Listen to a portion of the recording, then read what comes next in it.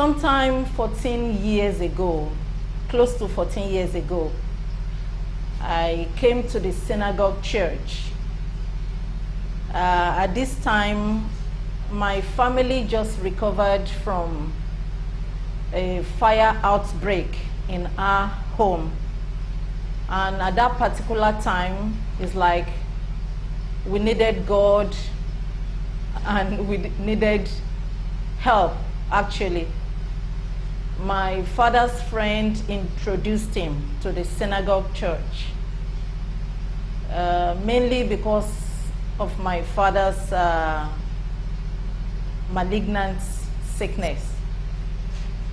He came and invited some of his children, and many of them turned down the invitation. Unfortunately, I would say for me, I came with him, and we met a man named Ore, and Ore promised linking us with TB Joshua.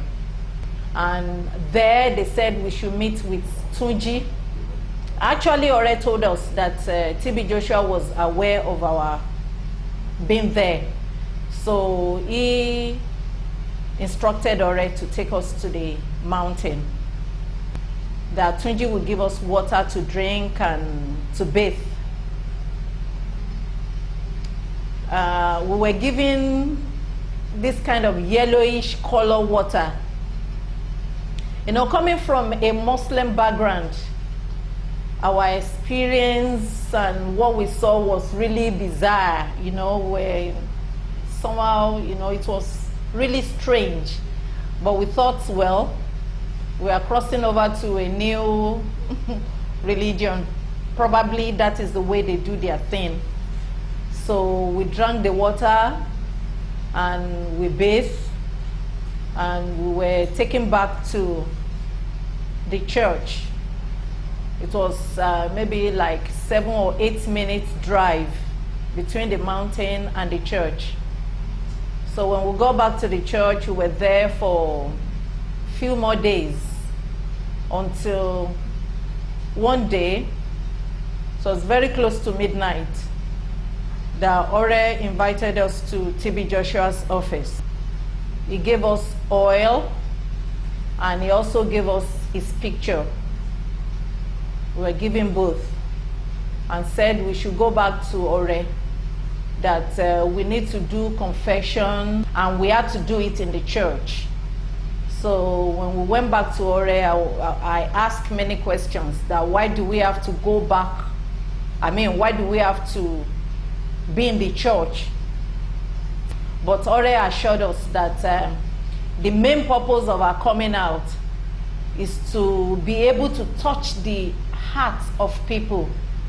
That, you know, the pastor wants people to be touched, and he wants them to learn few lessons. But later in years, I got to know that doing that is a way of having a record on you, so that whatever happens in the future, you can use that probably against you, or to tie you down in his church. So, you know, nothing changed actually, but all I realized was that in my dreams, I started seeing TB Joshua in my dreams. And each time I sleep, I see myself in his church. And I find out that sometimes I even hear his voice audibly. So he gave us another appointment. So when we came, he said I should stay in the church, that God wants me to work for him. Well, I've been seeing myself in his church. I've been seeing him in my dreams. So it's like nothing lost. So I stayed. he said I should go to the studio, synagogue studio. So that was where I started working, actually. One afternoon, it was a Wednesday, we were preparing for a Wednesday service, actually. So we're putting camera, batteries, lights, and everything, preparing for the service. I'm putting videos, together for recording in the service. When Brother Benga, yes, his name was Benga, rushed to the studio and called me and said TB Joshua was calling me. So when we got to his office, it wasn't there. So I was ushered into a pathway, into a living room. So I was even scared. But it's like the people, looking to the faces of the people standing. It was normal to them. So I waited. So after a while, I was asked to go into the room. So I entered into the room. I looked around. So TB Joshua said I should wait outside, that he will call me. So I went back outside and waited. After about 7 minutes or thereabout, he knocked and somebody entered. One of the boys that worked in his